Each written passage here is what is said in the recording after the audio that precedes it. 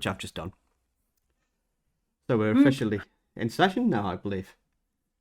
Who've we got here? Have we got all? Oh God, have we got new guys? We got some new guys. So for those of you who don't know what we're doing here, we used to do this weekly, just have a catch up with the players and see what's going on. We decided to use that time a bit more productively, but we've got a lot of news for ASA, so we thought we'd come back with a special.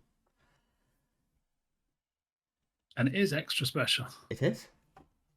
Where do you want to start then? Where shall we start? I hope everyone's got their virus checkers up to date, because I've got a virus and I'm spreading it.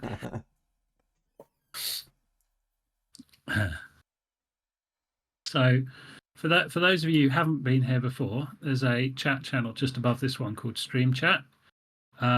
That's where you can talk to us while we're discussing topics, and generally write things. We will be monitoring that and responding, hopefully. Maybe not straight away.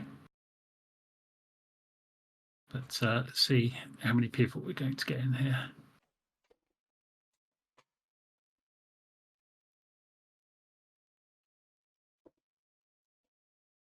Lots, we hope. Yeah, definitely got quite a few.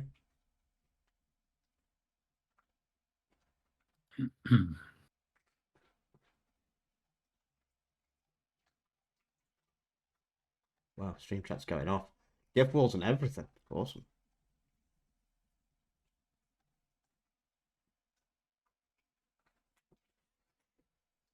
Yes, we've got Unga Bunga in the house.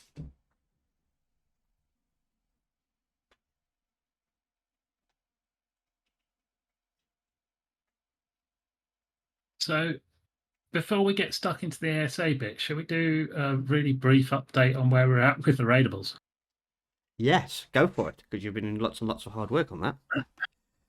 So we went to launch our raidable bases that Nuggets and Tula and a lot of other people put much effort into a couple of weeks ago. But an issue popped up that didn't come up in all the testing that we were doing. When you spawn a raidable base, it starts spawning the base. It puts all the dinos in the raidable base into the person's tribe that spawns it. And then once it has finished spawning, it then moves them into another tribe so that you can PvP it and kill it. Unfortunately, the way it's removing the dinos from one tribe and putting them into the next isn't registered properly by ARC. So the dino limits are permanently inflated for the tribe that spawned the base, meaning they can't throw out any more dinos. And the more bases they spawn, the more dinos go against their limit. And I mean, you could throw your dinos out ahead of doing the first base, but by the time you got to the second one, you'd be at your limit again. So there was no way around that. We then found out that if you launch the bases using an external command called Archon, they launch into a tribe 0 and then they get converted over to a PvP tribe. Am I sitting by a fan? Yeah, I didn't want to interject, but you've got a lot of background noise. Am I the only one hearing that? Yeah, it's like you've got a fan behind you or something, or your mic's a bit close to the PC. No, nothing's changed. Let's just check my settings. It's gone normal now. Oh, okay. Yeah, it's completely gone. I literally just clicked on the settings button to go in and look, and there's nothing there. Yes, obviously. You've infected your mic, totally. Probably. My volume's a little high. It should be at 81. We're all good now. So we found out that if you spawn it using an admin command from outside the server, it spawns it into tribe 0 and then converts it over to a player tribe for PvP. So obviously that's not going to work for buying it through ArcShop because you can't do that. So I started building a page on the website, lists all the raidable bases, lists how much it costs to spawn each one. So we're at the point now where you click a button, it launches the raidable base on the server for you.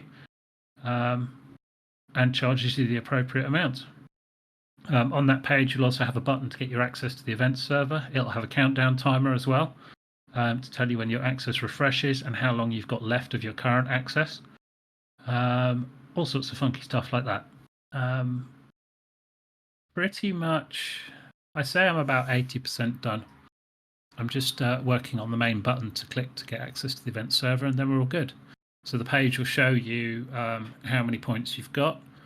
It'll show you how long till you can click the button again to access the event server, how much time you've got left for your current access, and then it lists out all the bases. There'll be a picture representing each base, a description of what the base is, and then the cost down the side. So we're very nearly there.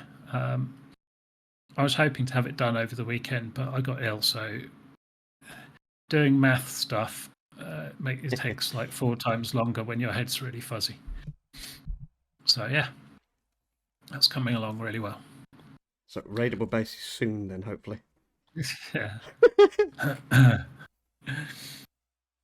It's a pain, it really is. But it's not something that we could have picked up in testing because, well, we only picked it up when we moved it over to live and launched it with real people. Yeah.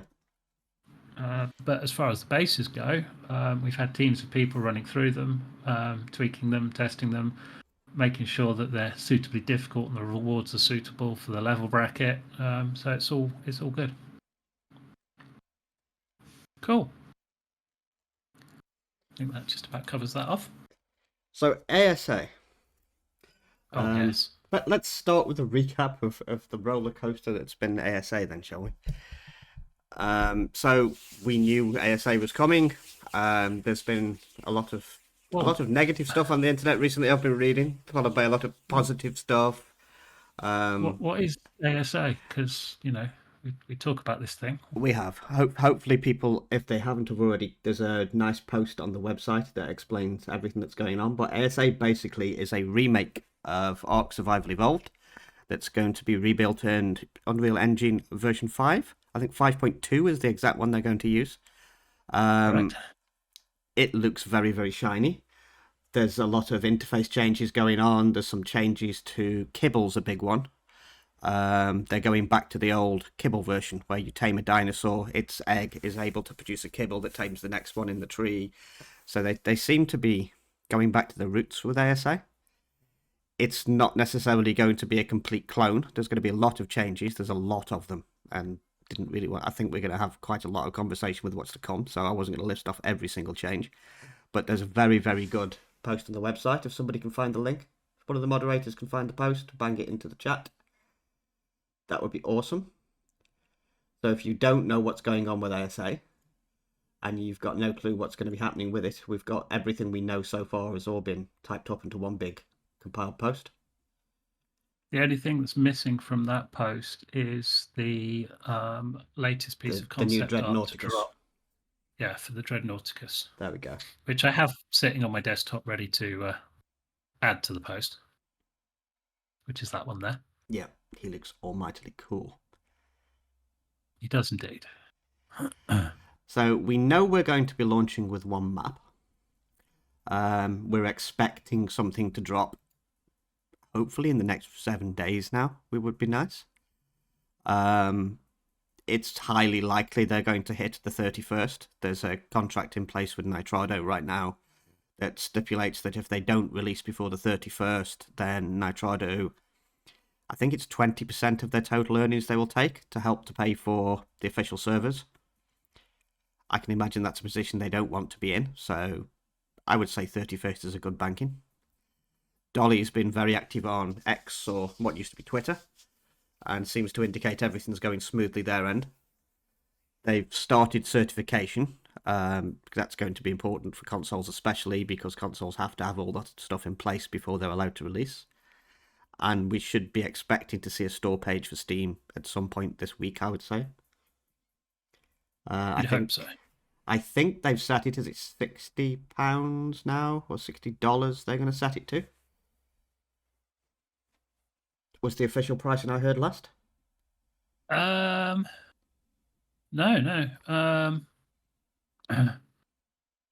Be available on PC, Windows, Steam, Xbox. The game will be launched as a standalone package for early access, priced at $44.99. There'll be a Not that launch bad. discount, bringing the price down to $39.99. That was pounds. That was back. That'd be £40. That's actually not. That's pretty reasonable. So there's the dollar pricing. Just quickly skimming through what we've got on the website for those that are. Do we have anybody who's completely unaware of what's going on with ASA in the chat, rather than taking up a lot of time? So we are currently active in the stream-chat channel. Do we have anybody listening who's completely unfamiliar with what ASA is and has actually no idea what's going on right now? Or can we assume that everybody's quite hyped at the moment, knows what's going on, and just wants to know when the server's coming and what's going to be the case?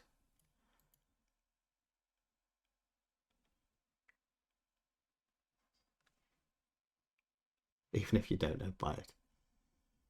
So the UE engine is big.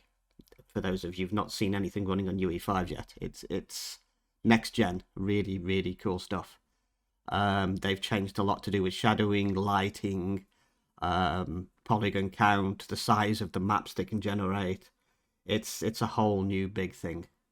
That's going to make knock-on effects to Ark itself, so we're going to get things we've never seen before, like mini maps, a complete UI revamp. I'm hoping to see something done with the chat. That would be absolutely cool, but we don't know yet. Lots of snap point improvements, making bases react well to players being near them, and bigger bases and things like that should all be managed quite nicely until heavy modding gets into the mix. New dino and baby management, quality of life improvements, all that sort of stuff. We're going to have, according to our post, which I'm reading down shortly, a dino manager system will allow you to view the real-time status and track locations of all your creatures through one unified menu. So it's not going to be the same game, is what I'm trying to get. It's going to be a whole new, hopefully all the features we ever wished we ever had are coming with ASA, along with next-gen graphics, UE5, and lots of cool stuff. I've played around a little bit with a game called Demonology, which is built on UE, and you can already see, as an early access game, the potential that UE5 has for graphically stunning stuff.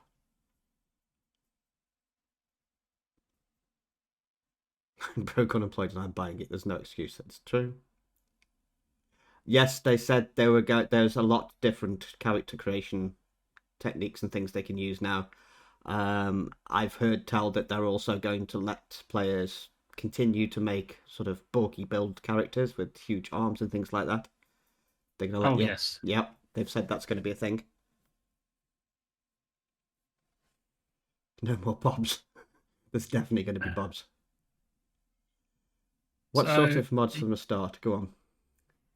Well, when it comes to mods, when we launched our current cluster, we went straight in for mods. It's like, yay, this is all cool. This is amazing, and piled them all in. Several years later and down the line, we've learnt a bit of a lesson there. The size and number of mods we've got makes the game challenging to run for a lot of people, and even for our servers. And given that the servers we're running are like 4.5, 5 gigahertz, 24, 12 core, 24 thread servers with 128 gigs of RAM and like 4 terabytes of RAID drives, and they still struggle. So we've got to look at this very carefully. And I was talking to Nani this morning at our meeting about this. Yep. And we said, what's the first thing we're going to do when we get our hands on the server? We're going to launch it.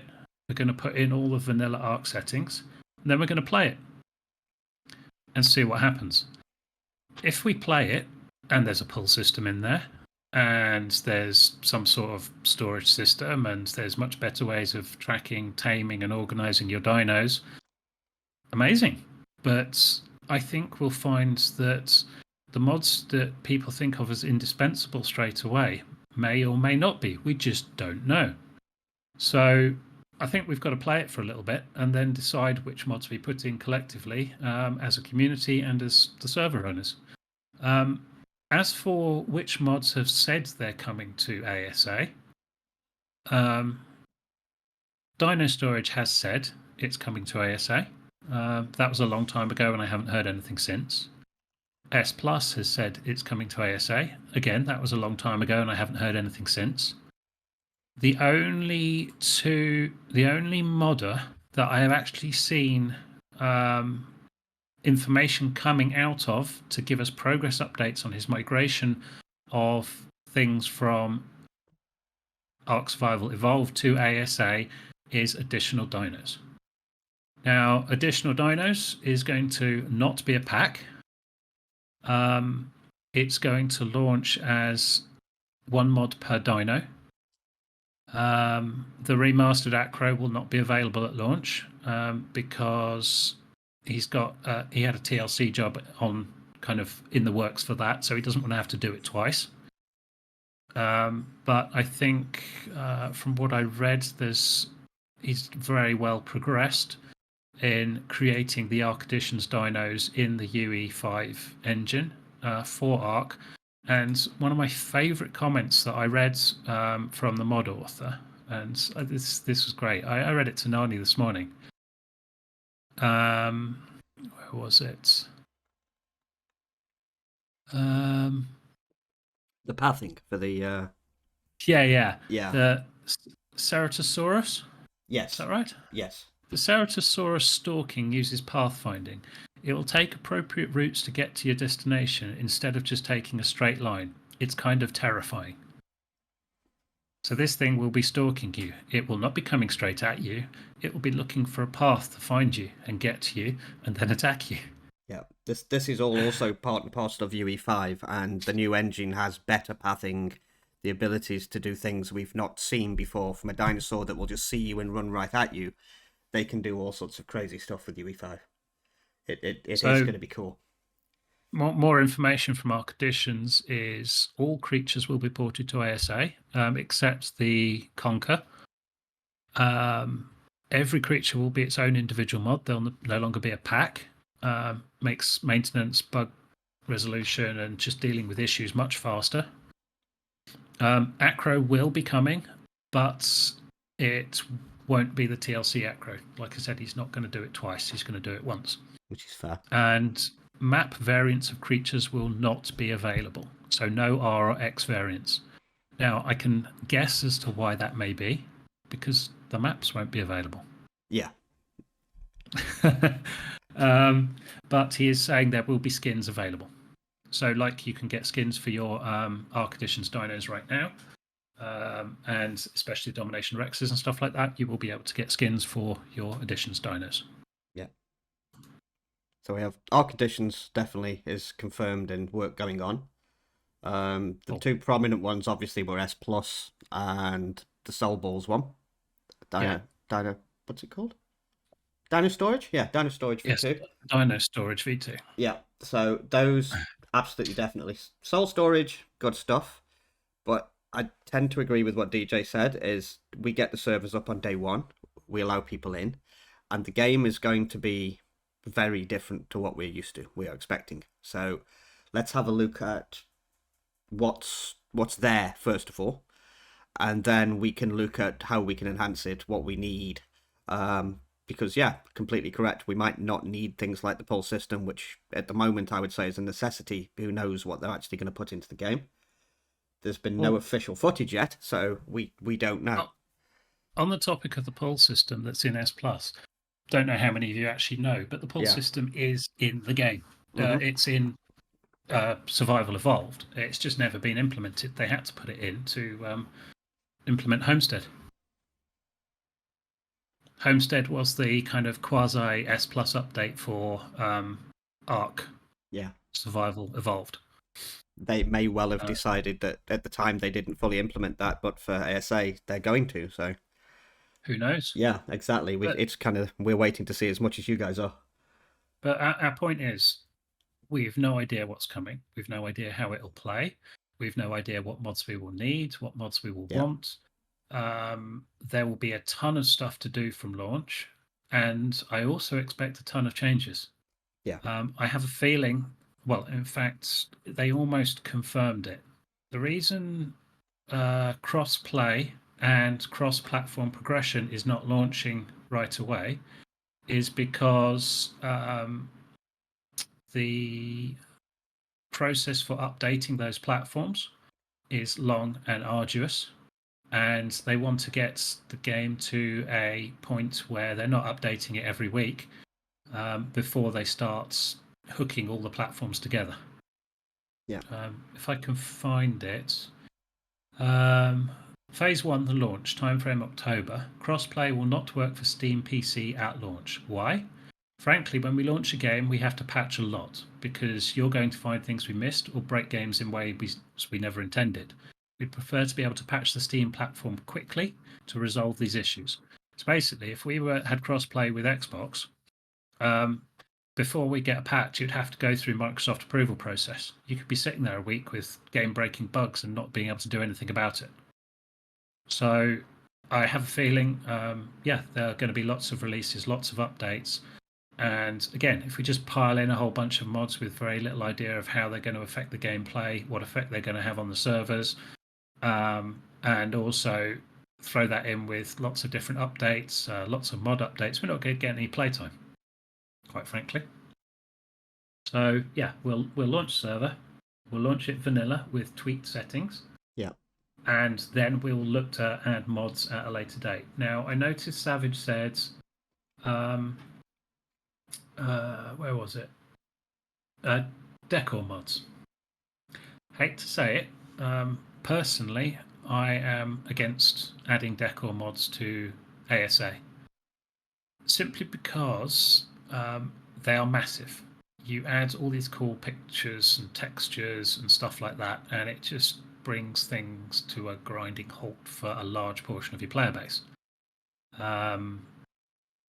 The other thing is, I've done a lot of building recently, doing Aaron Longstaff builds and looking at some of the videos where he's had somebody come in and decorate his builds for him using only vanilla items. And quite frankly, the results are stunning. It can be done. And the bases that he's produced on the outside look amazing and on the inside look amazing. Couple that with the improved graphics and stuff like that, and you're onto a massive winner. I mean, a lot of people don't realize you can use all sorts of things for decoration, like, fish baskets, boxes, all sorts of stuff, toilets, chairs, tables, and beer barrels. I mean, we built an inn on, in fact, the one that made the Community Crunch a couple of weeks ago was an Aaron Longstaff build mixed with vanilla decor only, nothing else, and that was in the Crunch. Don't forget the mirror. Oh, I hope they fix the mirror for ASA. I really do. The good news there is, I don't know if you've seen the tech demos, but UE5 is now fully capable of doing reflections of characters real time. Oh, that would be wonderful. That I love can the mirror, be done now. Yeah. But we removed it from our server because anyone that put a mirror up would bring anyone that walked past it down to like 1 FPS. Yeah. It would kill. So we actually took it away. So there you go. I've given you our thoughts on mods, how we want to approach it. Yes, we want mods. Yes, we want more content. But I think we'll launch the server and then all of you look at what mods are coming out. Tell us all about them. We'll try them. We'll play with them, and then we'll take, I don't know, we can do a poll on it, see what's most popular, what's not. Yeah. But definitely something we want to do. We don't want to be a non-modded server, I don't think. But that's an option. But actually, saying that, given that crossplay supports mods as well when that comes in, we can grow the community across multiple platforms after a while with mod support. Yeah. I mean, we kind of slightly skipped ahead there. I was going to kind of start a little bit more basic than that and lead into mods and plugins, because what a lot of people, I don't think, realize yet is on launch, we're going to have a server dropped on us at the same day you guys are. So whenever it is that they release in this next week, it's going to be like, boom, quick, we can buy it. Okay, quick, get it on a server. Let's get some config in, run in, we load into the game. There we go. Now we are modded in two different varieties, aren't we? So we've got mods, Steam mods, and as you've just said, everything there completely correct. And going forward, using Overwolf, I think they're going to be using. We'll be able to have mods running on potential Xboxes and all sorts of stuff. But on day one, we are expecting a vanilla server. We'll get it the same time you will. The mods themselves, I agree with everything DJ said there. I think we play the game. We have a look at it on day one, rather than making knee-jerk reactions, and we say, right, okay, this game needs this, this, this. I'm sure you guys are going to have lots of feedback as well. And then we do our usual process of we talk about it, and it's different this time because we have a huge audience, whereas last time it was mainly us playing and we built our audience. We've got a lot of feedback to take on board, so that we will be doing.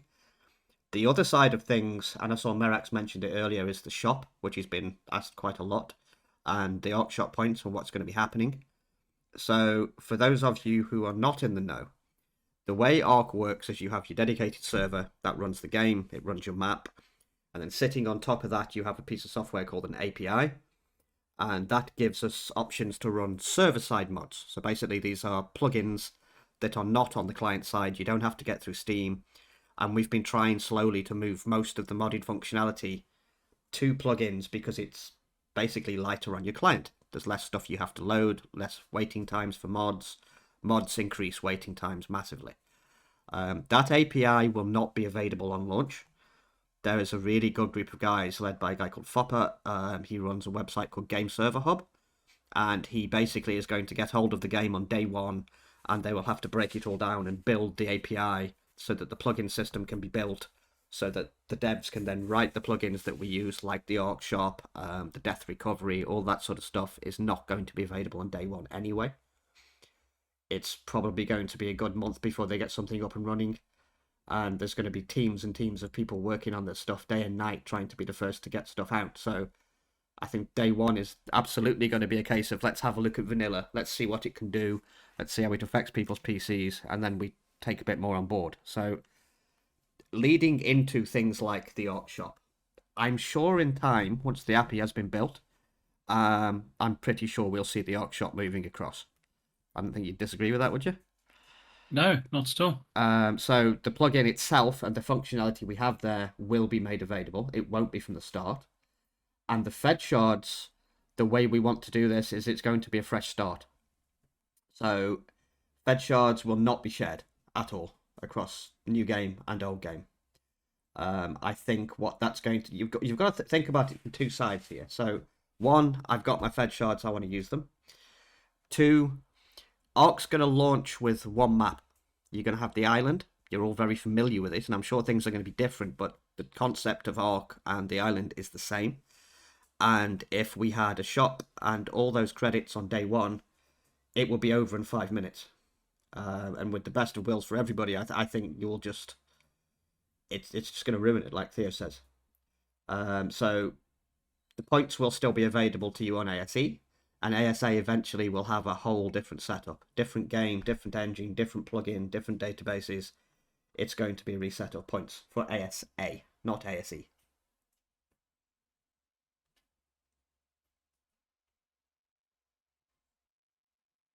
The best part of ARC anyway is literally, I think, for me anyway, the beginning, where you're getting mauled and chased around an island, bare naked and afraid. So it'll be nice to have that experience again.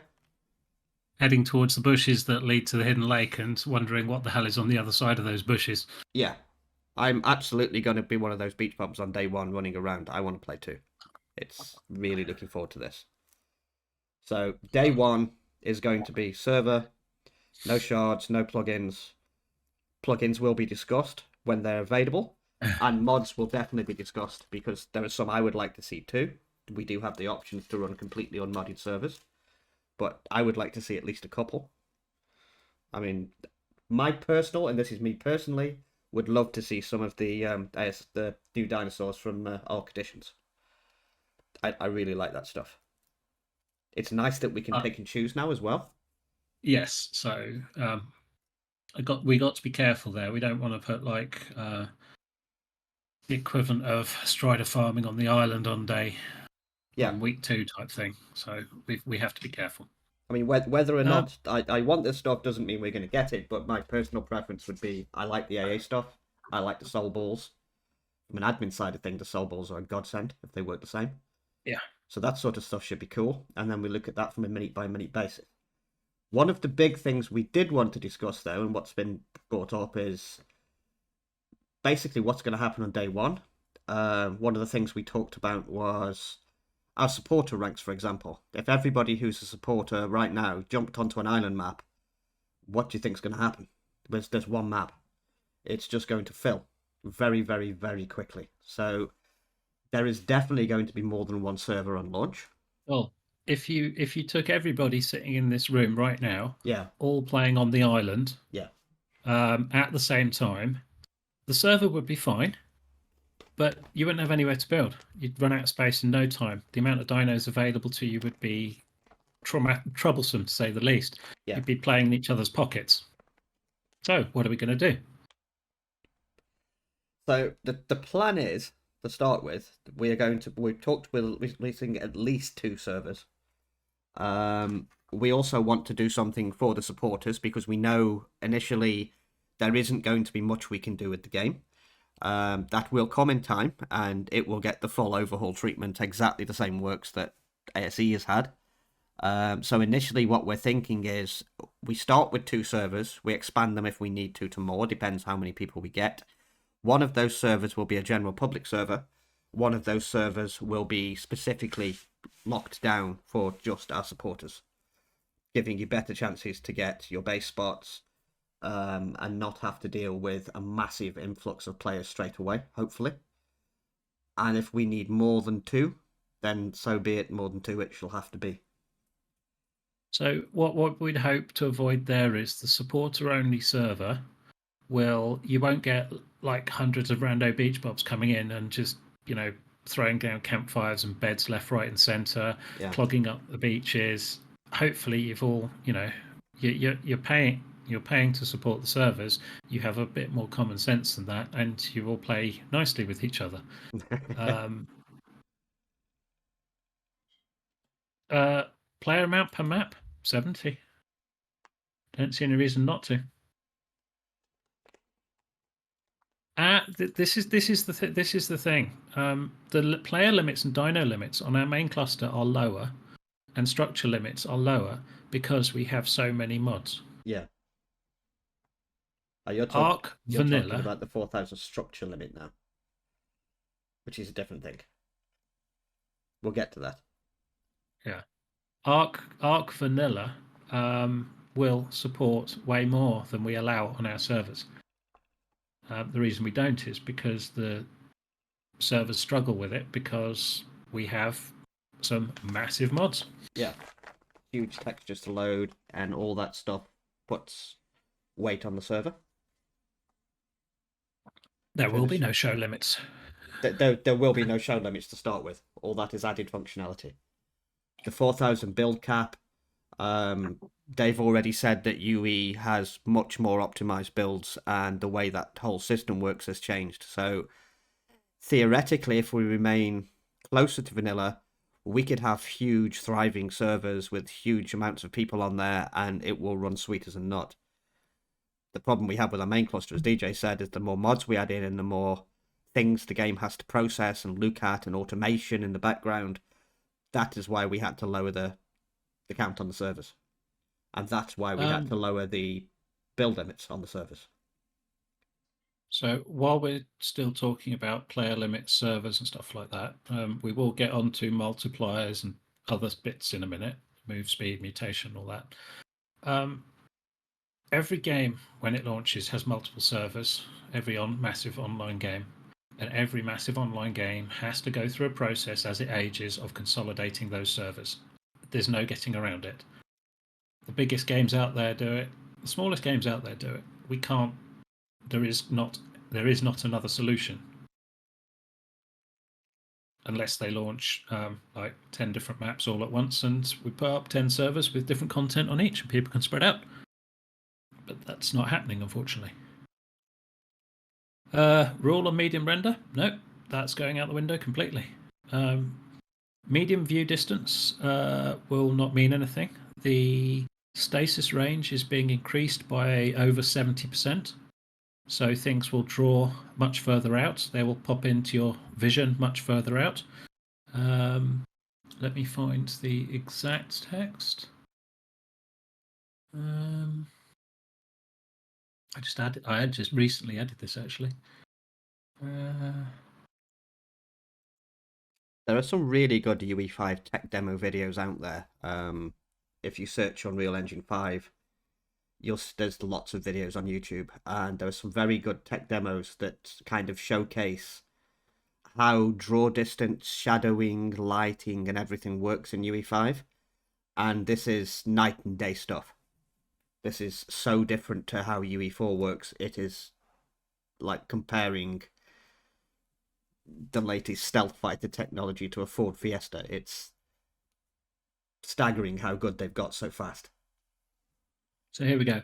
So a few changes to servers. First of all, stasis replication range for structures and dinos has been increased by about 70%. This means you'll see them from further away before they de-render. Additionally, they'll do instance rendering of all structures and tile sets. Think building blocks like Minecrafty type thing, meaning base is going to run much better. The official servers are still going to be capped at 70 players, simply because they're making so many changes. They want to assess it before they increase it any further. But if we wanted to, we could go above that. But I don't see any reason why we would, because there's not enough space for that many players on one map. And again, as DJ's just said, Turtle, in the long term, all games go through this process of having way too many servers, and then they end up consolidating. We're not having any split sort of snap decisions to, like, let's put up 20 servers. That would be ridiculous. But if the need arises to have more than 1, 2, 3, and people are consistently playing, yeah, they'll probably stay. If they remain populated, they will definitely stay. If we've got sort of like 70 players on one, 100 players on another, and 3 players on the other, yeah, that the one with the 3 players on will probably be sort of discontinued to make room for something else. Now, there was a good question earlier about, say you have a supporter playing with a friend who is not a supporter. Yep. Do we allow them to transfer to the non-supporter server? That's a very good question. I would actually, this is just off the top of my head, and we haven't decided anything along these lines yet, but this is why we ask the questions. I would say yes, and I'd be like, you're going to step into a mosh pit. By all means, go over there, play with your friend. But I'm telling you, new game launching, God knows what you're going to get on that server.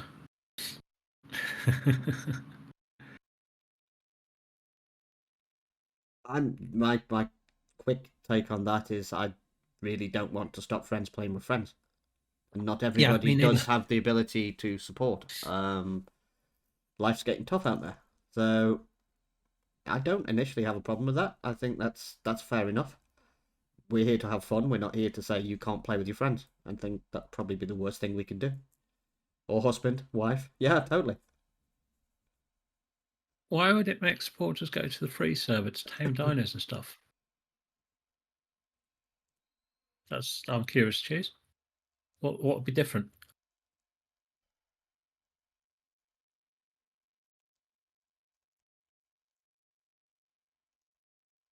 Oh, right, okay. Yeah. Tame them You're with your literally friends. saying if they don't let the friends go over, then supporters will just be over there anyway with the friends. Is that what you're trying to say?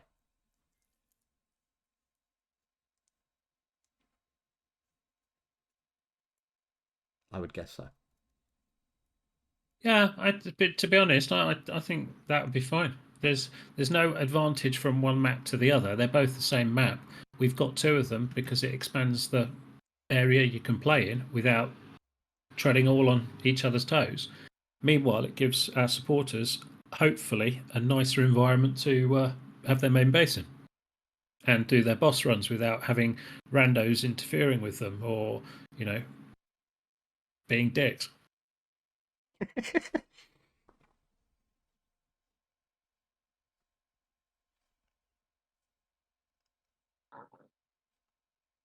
So Yeah, we'll note that down and Okay. have an answer about it.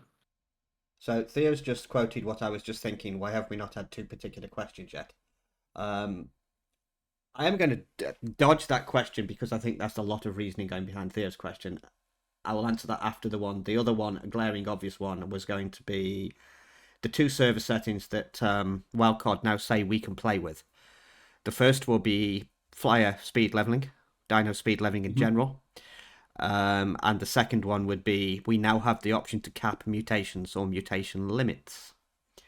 So I was expecting the mutation limits one. The speed one I think we should address first because it's simpler. Yeah. So with dinosaur speed, I think we're both agreed on the fact that that isn't going to be happening on the new cluster. Dinosaur speed can cause all sorts of stuff for the server itself. It can cause banding. It's not generally something we want to mess with yet, or even if at all. Well, given the practical implications of increasing dino speed, you're playing on one map. It's a Yeah. relatively small map. You get a pterodon, you max out its speed, you're across the map in half a second type thing. Yeah. That's never intended. That is game ruining almost. We figured this out way too late. Yeah. Obviously, Wildcard figured it out because they removed it. Yeah. It also means as well that various creatures are supposed to have various roles. So if your creature can perform all of those roles, again, 30 dinos become defunct. So I think the speed one is the easy one to answer, as I don't think speed is going to be a thing. There are much better things to put stats into. And especially with the rework to the kibble and things like that, you will be using more variety of dinosaurs than you ever have done before. So may as well use them. The mutation one is a little bit more complex. So what we initially talked about was Ark's initial concept was kind of like 75 player levels into a dino after you've tamed it, and then you could have, is it 20 mutations per side? So it'd be 75 plus 40. And that was it. But obviously there are ways around resetting and keeping your females clean, all that sort of stuff. We can get up to 254, and we now have the ability to set that cap. And obviously this is going to vary greatly between players on what that cap should be, and if there should even be one, or do we just cap it at what vanilla intended? This I thought would be the biggest point of talk for tonight. Yeah. Long-term implications of that. We don't set a cap. You end up with somebody producing dinos with millions of points in all their stats. That dino will eventually get out in the wild and your server is wrecked. So I will say now, it's not going to be allowed to get that high. Yeah, we have to think about two things here. We've got a fresh start ahead. All of the problems that we've got with economy and all of that sort of stuff, all that goes away. We have a brand new, fresh, sparkly wipe here where everything can go perfectly. So, as with the shards, we're going to have to be careful with mutation caps. Do we want creatures out there that high that can potentially be given away to other players? Because it will happen, and it does happen. I know it shouldn't, but we can't police everybody. Don't worry about player speed leveling. Just saying. So here's a thought that I had, and it's somebody else had it as well. Why don't we raise the cap as the bosses get beaten?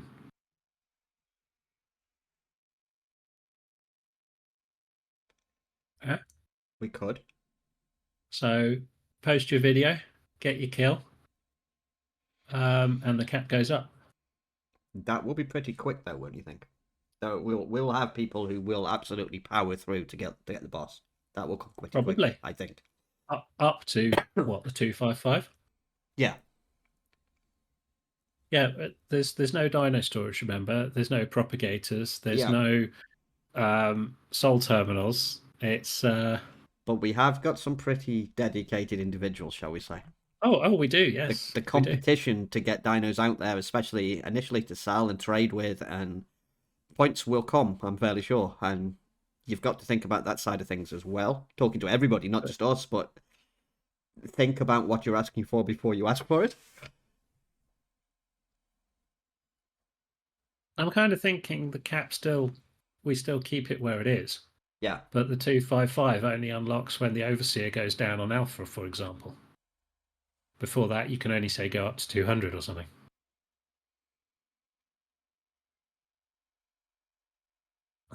Just a thought. I'm This is throwing where ideas we out would there. absolutely love heavy input, and what do people want to see?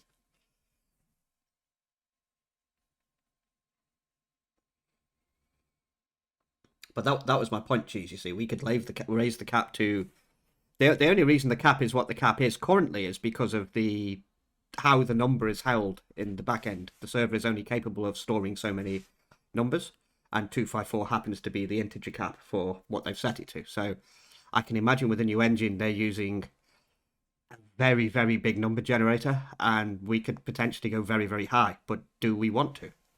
Because that stuff is going to get out there in the wild and is going to be given away, and it's going to make it very hard to compete.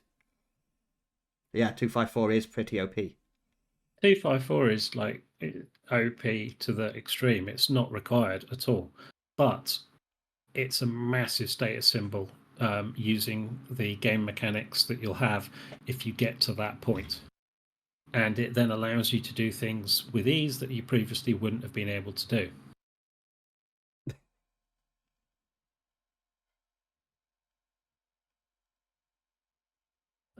I'm going to be interesting to see how the pathfinding affects all these dinos in the boss events and stuff like that. Yeah. I mean, like, pull all the dinos in the lava on the tech cave run. Can you do that? We will Or see. will they go round and chomp you? Yeah. Yeah. Um, so it may be that tougher dinos are required. We've got no clue. Yeah. Absolutely, at some point, I would like to see us go modded, but I think we should see what's capable first and what the game looks like. Otherwise, I think we're making some very bad decisions we can't take away later. Yeah, well, we'll make decisions without being informed. Yeah. That's the worst thing we can do. We were having a conversation about it with regards to server hardware today as well. At the end of the day, we decided that we were going to do things a little differently to what we originally planned because we don't know exactly what it's going to require. We have a good idea, but we want to see. Yeah. So XP harvest multipliers and all that kind of stuff. Yes, we have thoughts on that, and I'm not going to do any background on it because I could go on for hours about how I'd like to change the existing cluster to make it more to make it better. But I'm not going to do that because I think people like the existing cluster. They like where it's at. But for the new one, for Ox Survival Ascended, we don't want you spawning on a beach, smacking a tree, and immediately put down a nice beach chalet with a veranda, 2 floors, some deck chairs, palisade wall up around the outside, and, like 10 million stories high that is then invulnerable to all the dinos on the beach. That's not survival, that's cheese. So, harvesting will be 1 times. XP will be 1 times. However, breeding and taming will be the same as what they are currently on the main cluster.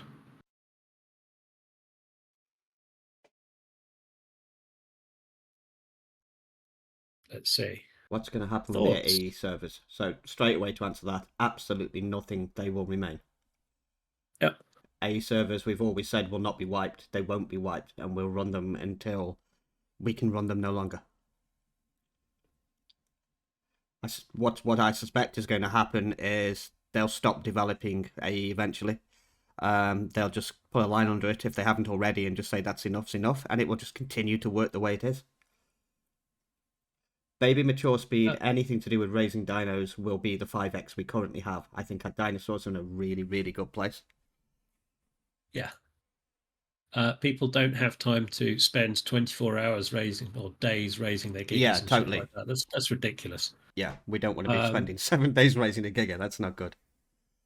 but when it comes to harvesting and stuff like that, you're going to have to use your dinos that specialize in getting those materials, not just run up to a tree with a stone pick and smack it a few times. Yeah.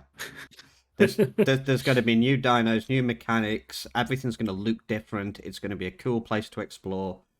So eventually, okay, stuff could change. With nobody's saying set in stone, but initially, I think XP and harvesting, that sort of stuff, should all be left alone until we know exactly how the game reacts, feels, and we can make some informed decisions. But initially, the Yeah, breeding and all that sort of stuff, yeah, I think we're in an excellent place, aren't we? I think some people won't like it. They won't like having to work to get their materials and struggle to build a base. Um, but it's effectively a new game.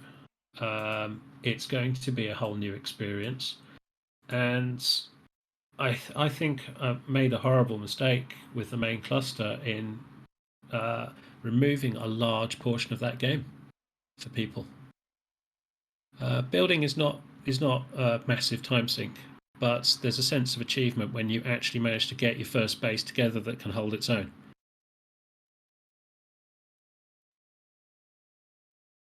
If harvesting is going to be 1x when the shops are ready, will you remove the option to buy resources like stone, etc.? My initial response, without talking about it, would be no. Because you still have to collect your points Yeah, to be able to buy that stone. It's just you're collecting a different resource to get another resource. I don't have a problem with that. I like our weight increase too, to be fair. Yeah. But again, from the start, let's see what we've got to play with, and then if it becomes immediately apparent it's an issue, and I'll be playing. DJ plans on playing. We plan to be there doing it.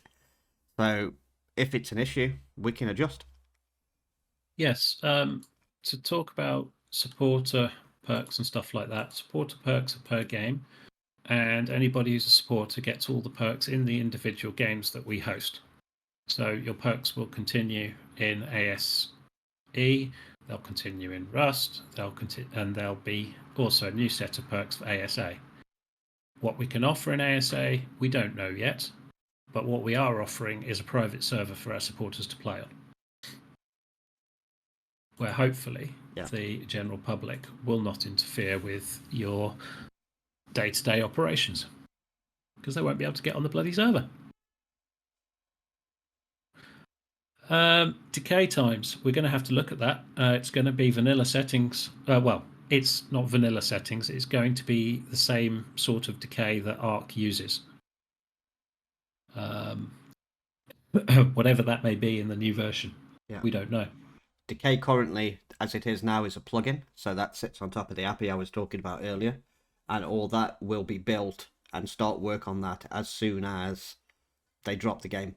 So as soon as we can physically download the Deddy server, there will be people on that building the API, testing limits, and working on all that stuff. Every server owner, everybody out there is in the same boat right now. It's going to be a new game, and the infrastructure that we have in place for this one isn't built yet and can't be built until we've seen the game. Well, I'm kind of hoping on the support server that you'll all be helping each other out a little bit. Obviously, some of you will be racing to get the first kills on all of the bosses and be the first lot to knock out Alpha, Overseer, and stuff like that.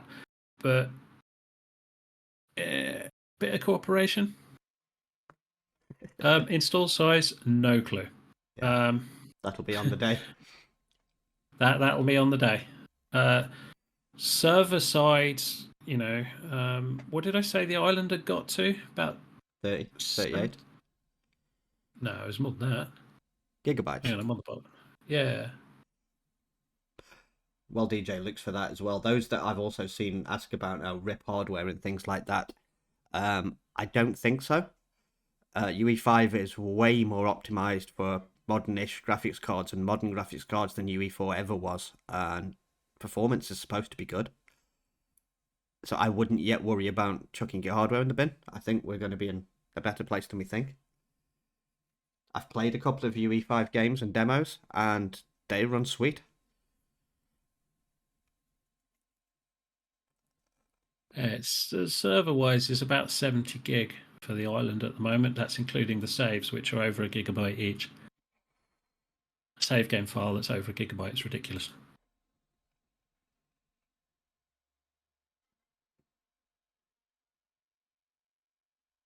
Just our servers for the game client though will be many times that, because the servers don't have the graphical assets in them.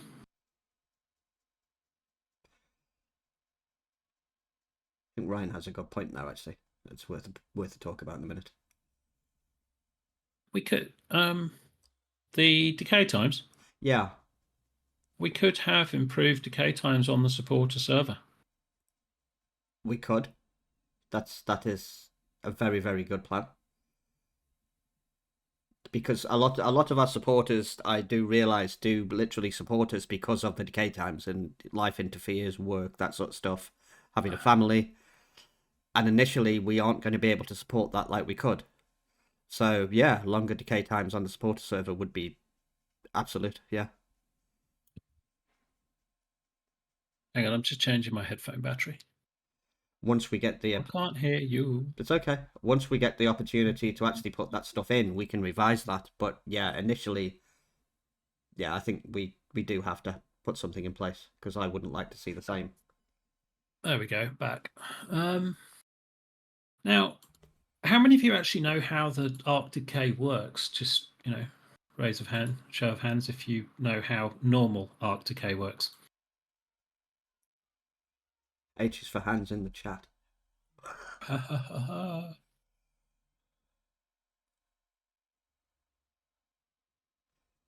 Okay.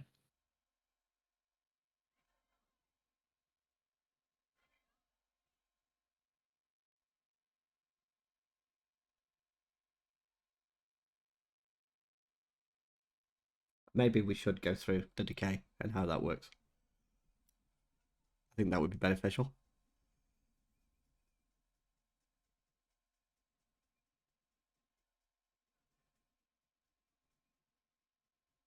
So, yes, you're right. Different types of structure have different decay times. And we can set a multiplier if we were using vanilla arc decay system. You set a multiplier to what those decay times are multiplied out to. And then you have other options like automatically or fast decay, unsnapped structures, or unconnected water pipes, that kind of thing. So the easiest approach to that is going to be just up the multiplier for the supporter server.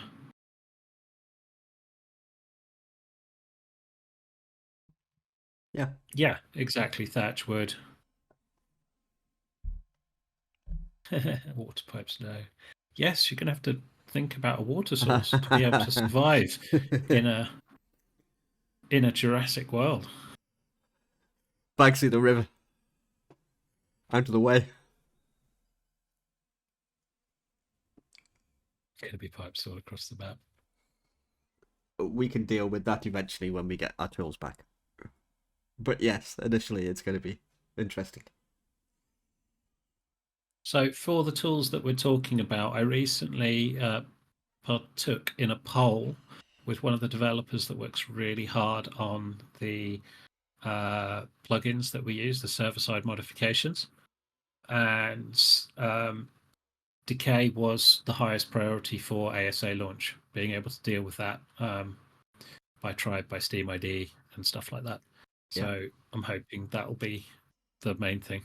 Yeah, my two biggies I want from the start, from an admin point of view, would be decay, and the synchronizing of the Tribe IDs would be awesome. But we've got a little way to go before we have to worry about that.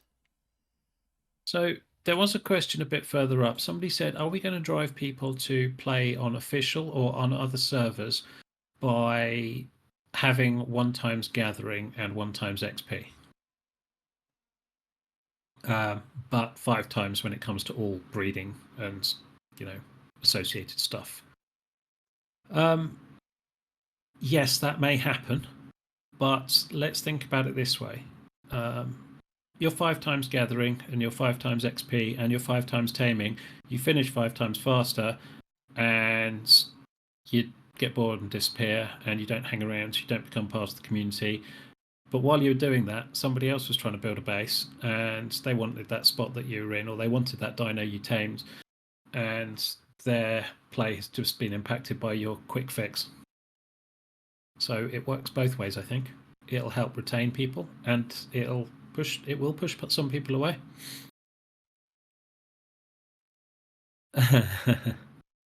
Harvesting 1 times is really punishing, in my opinion. Yeah, I want to see it first. I will be Yeah, I playing, want to. and rest assured, if my gaming experience is I hate this, I'm going to die soon. Please God, kill me. Then yes, something will be done. But until we know how bad it's going to be, and until we know what's going to happen, we don't know. I mean, like I remember playing Ark back before multipliers on harvesting and text riders and stuff like that.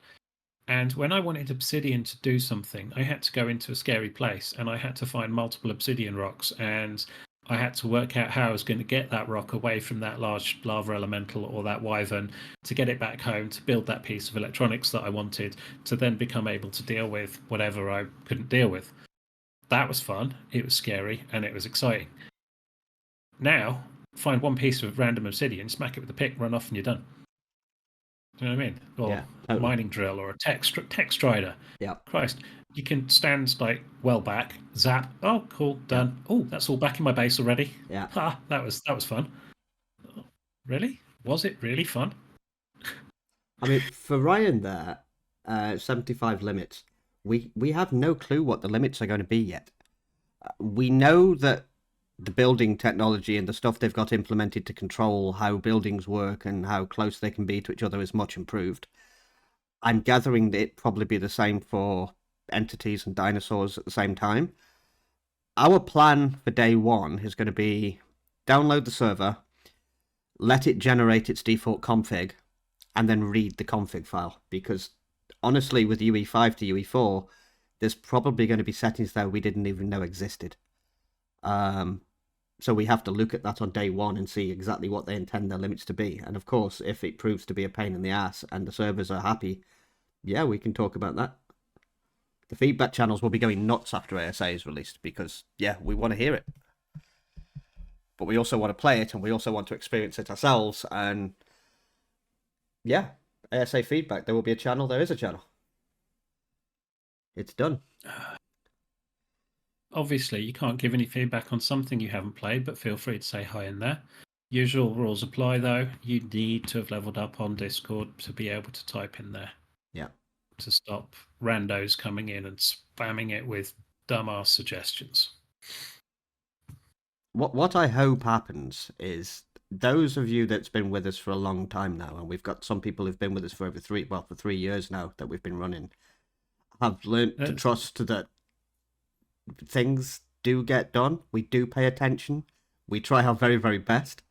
So thank you, Theo. Not Theo, Ryan. I was going to say, sorry, he put a post in there making a suggestion already, and I was like, oh. But yeah, Play it, then feedback. even if it's going to be lower sort of rates at startup, it doesn't mean that they won't change. We just want to experience it. We want to see what's changed, what's different, look at a whole different game, and not make mistakes. And those of you who've been here long enough should know that we are very good with feedback. We do listen, and of course, if things need to be changed, they will be changed. The biggest problem you have with a server, running a server for a community, is you put something in, you can't take it back. So we have to be very sure that stuff we put in is not going to ruin the game for the large majority of the people who play on the servers. I'm very excited because me too. When we started this, it was just like 3-4 of us playing on Valguerera. And It's you, me, and Tom. yeah, we had the intention of getting to where we were today, but that all seemed a very long way off, and we didn't know what was going to happen. And we were playing the game, and we learnt the game, and it was kind of like, we like this. This is cool. We made changes as we did them. Now is a completely different prospect for what we had. We've got a proper community. We've got people who are like supporting us and are expecting stuff from us. We're going to get it done, but just stick with us. What I'm trying to say is, you know us by now. You know that the reason you play here is because we are, or we try our best to be as attentive as possible, and we work god awful hours. But it'll come, and stick with it. If it needs to be changed, it'll be changed. Well, medium view distance, Ryan, is not a thing anymore. You're going to be able to see the bases up to 70% further away anyway. So we have to see what that is. Yeah, that the whole dynamic of how base is rendering has changed. The engine has turned itself on its head. So until day one, and we actually see what comes out and is released, we're all in a big mixing pot. Will there be a long waiting period before servers are available, like 2 days testing, reading config, etc.? Okay, so as soon as that client drops, literally as soon as that page goes up and we can buy it, it'll be bought. We will drop it on one of our test servers. We boot it. We read the config file. There are very immediate changes that are going to need to be made. I would probably not expect to see anything on day one, or if we do, it will be a test server. But I will be working, and we'll both be working as fast as we can to get them out. So as fast as is physically possible, there will be servers.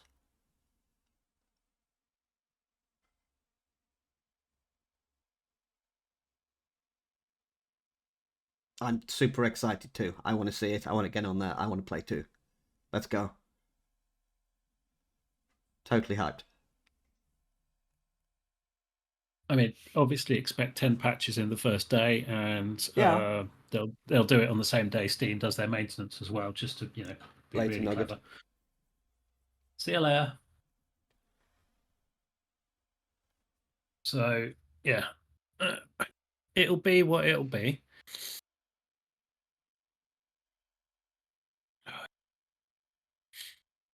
And we will see. So we've kind of covered off initial launch rates. We've covered off what our plan is with mods. Yes, we're going to have them. We're going to wait and see what arrives. Supporter perks. Yes, there will be supporter perks for ASA. They will be separate from other games, like we already do. So different perks, different games. But straight out the gate, there is going to be a supporter-only server. We've got a few things to think about: transfer between servers, that kind of thing. Yeah. But yeah. Are there any burning questions? Yeah, I mean, has anyone got any questions? We'll try and answer them. There's an awful lot of information out there.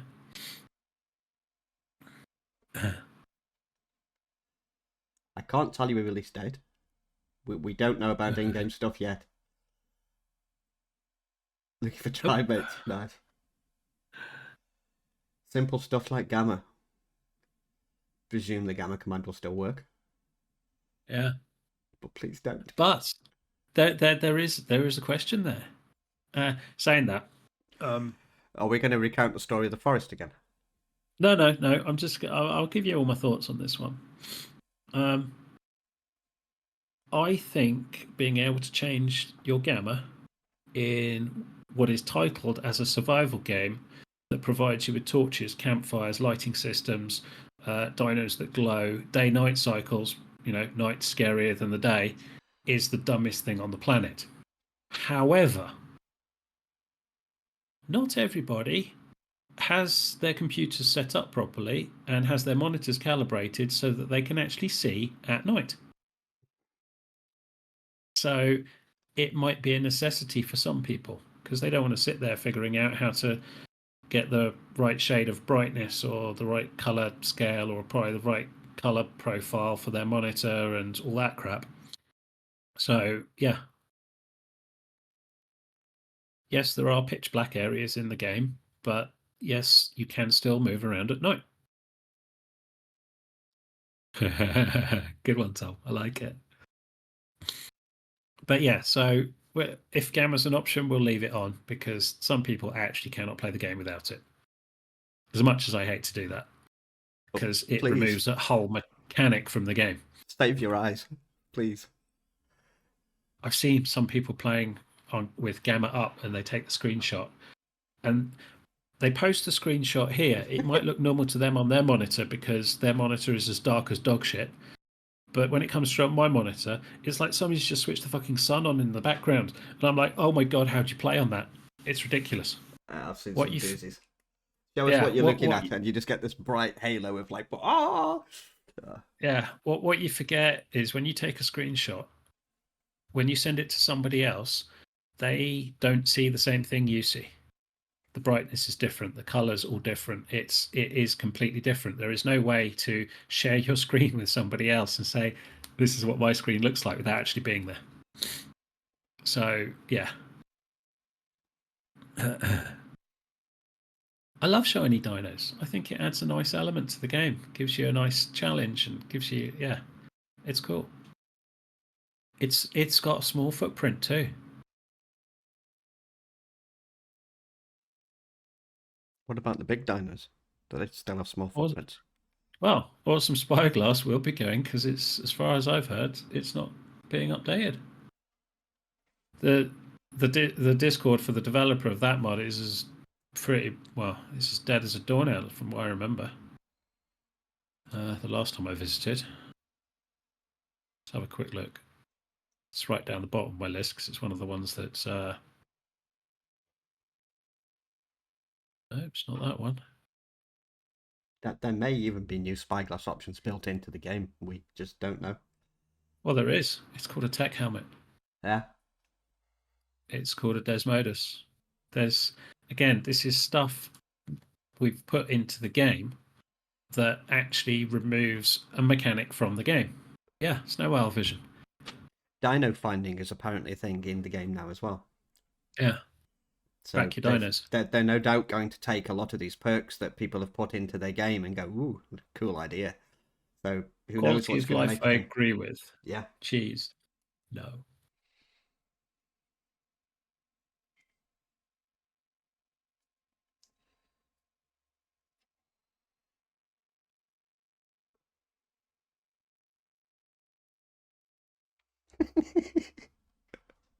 I reserved before that, though.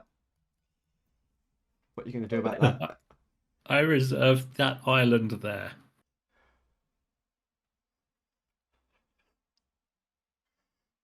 Bagsy the Lost Oasis. Nobody's Bagsied that yet. It's mine. Mm. Yeah, The but Beaver bear Pond, in yeah, that's mind, what I've just Bagsied. You can't have that, right? That's mine now. bear in mind though, harvesting will be challenging. So you may find a couple of people can live in the beaver pond. And who knows, in testing, if foundations won't be dropped. I'm joking. I'm joking. Tips the Hidden Lake and the Redwoods. Exactly, see, it's going to be cool trying to get to these places too. Making it afraid and get that first foundation down. I might dibs the whole map, actually. We just spin another map up. Yeah. It's called the test server.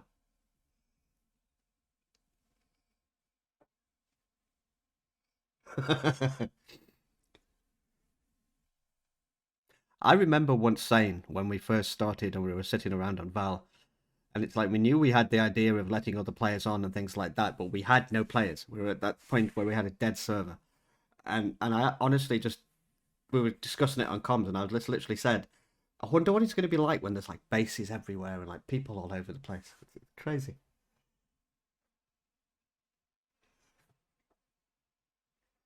It's going to be really cool seeing a rush for a new map.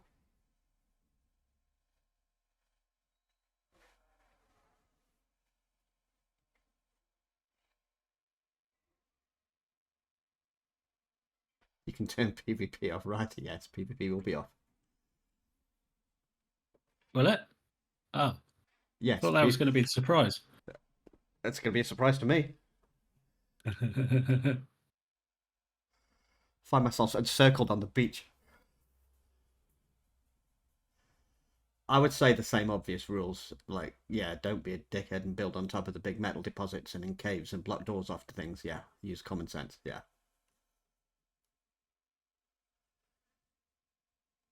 It is probably going to be done, especially on the public servers, and I'm guessing the admins are going to be very, very, very busy.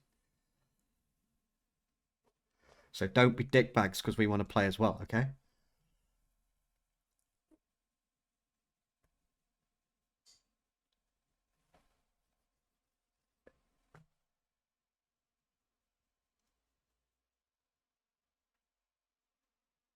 Sounds like we need a PvP for it. Maybe we do.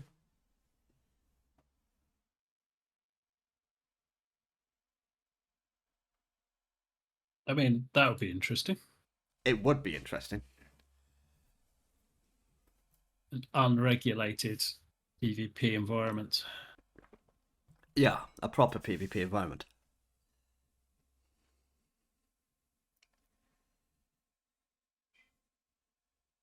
Separate, obviously, from the main cluster. Yeah.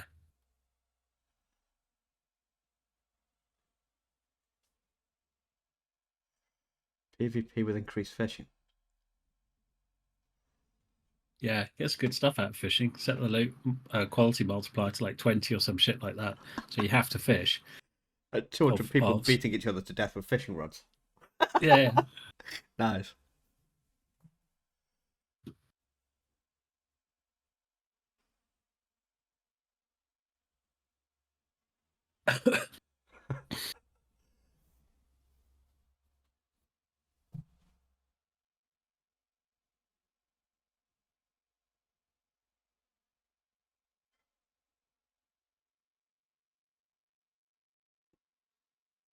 So what have we done? We've done an hour and 15 now.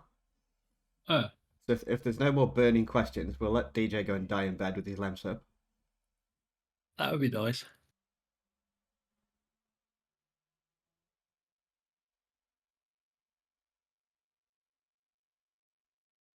So are we thoroughly hyped for ASA now? Has everybody had all their burning questions answered?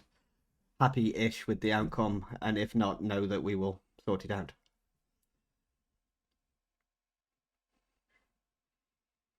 Well, like I said, people are saying harvesting will be one times, but play the game, get the specialist dinos, start harvesting the things. It will not be one dino rules all anymore. It will not be one metal pickaxe rules all, not one mining drill rules all. Use the tools available to you, and the pain goes away. But you've got to be able to get those tools, and that'll be challenging in itself.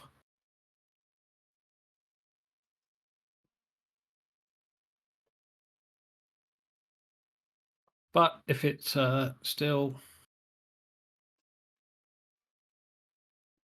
as ever, we'll review as we go. Mining drills won't be available. Somebody will make it. Somebody will port it in. First mod, We'll mining drill. Yeah. Yeah, first mod, mining drill, text rider. They'll just pull the assets out of the old game, dump it into UE5, and then you'll have ASA UE4 text rider running around, looking all janky and clanky. Yeah, I'm with you on that one. To be honest, Gatcha's really got me rubbed up the wrong way. Yeah, gachas were a big thing. Gachas should not be let back in. Striders should not be let back in, but I do like the brackies. Gatchas are okay with Gavages. Yeah, of course they are, because you can just manufacture resources from nothing. Skin your sheep, feed it wool, out pops resources.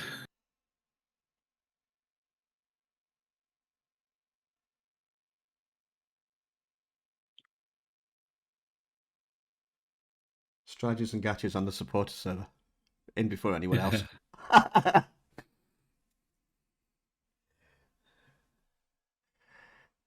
Somebody needs to build a big ark and sail it off.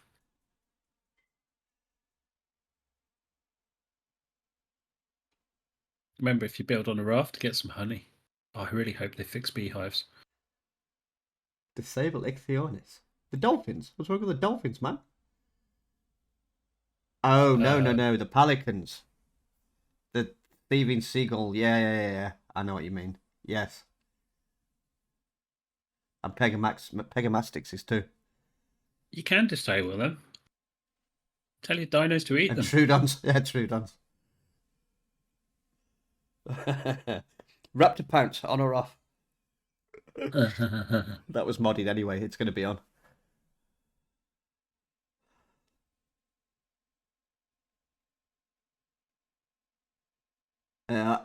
Back comes the Raptor Pounce.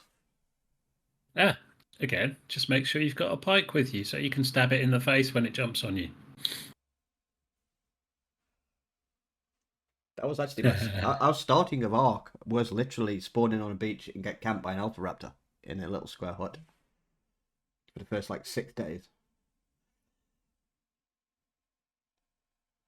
Sword, pike, whatever you want. Just stab the little fuckers.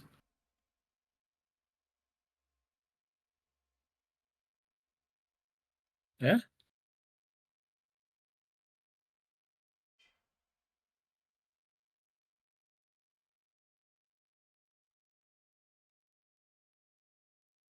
I don't like that gif. I kind of want to know what happens. What, the seagull? Yeah. Is it going to get him? Is it not? Kicking his ass.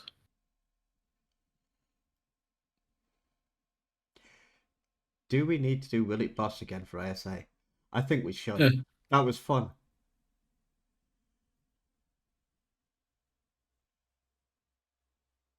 Those of you that don't know, Tom took a variety of dinos into a broodmother fight, from things like Ankies to Megatheriums to all sorts, and see if they could beat a boss with some really random dinos. And we just like took everything in. From like Yeah, Dodex and you to can, silly things. And you'd be and surprised they what can kill a weren't. boss.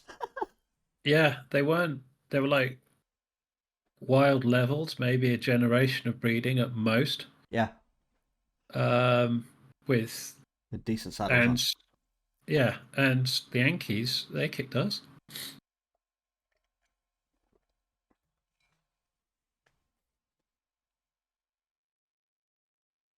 A lot of people don't realize that you can do these bosses. You don't need like 75 stats in every, health, damage, and stamina and stuff to beat them. You can just like trundle in there with some decent saddles. Yeah, Dodo army covered in C4. Yes, Panda. Alpha Dragon's going to hurt without dinos. It's going to be back to Yeah, piggies. yeah, do it properly. We did it with piggies. We had piggies with Rexes. Utis, Our first kill was just Rexes, I believe. Theres. Sorry. No, it had the herbivores. Had to. No, we beat the Gamma. We did with Rexes, I'm fairly sure. And then later on, we had to switch to the Theres. Because we had Mr. Piggy. Mr. Piggy's still in Soul Story somewhere. With his enormous Okay. health pool. Yeah. I'm pretty sure the dragon would wreck those Rexes at any level. I'm pretty sure we sent the Rexes in once it was being tanked by the Theres, and then pulled them back out again, moved them around, and then sent them back in, and healed them in the meantime with the piggy. Theres, definitely this time. From the start. Assuming they've still got their fire resistance to fire damage, and they still automatically eat the cakes. Assuming, yes. You found the playlist. Tom's intros are very, very good on those videos.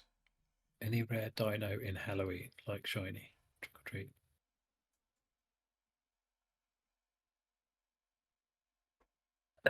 You lost me there, Retro.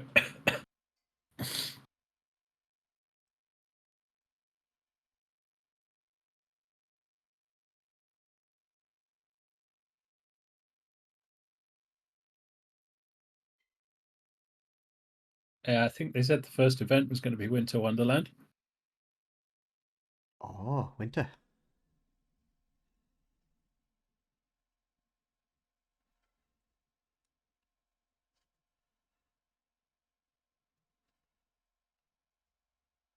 Yeah, they all push the button, Harry.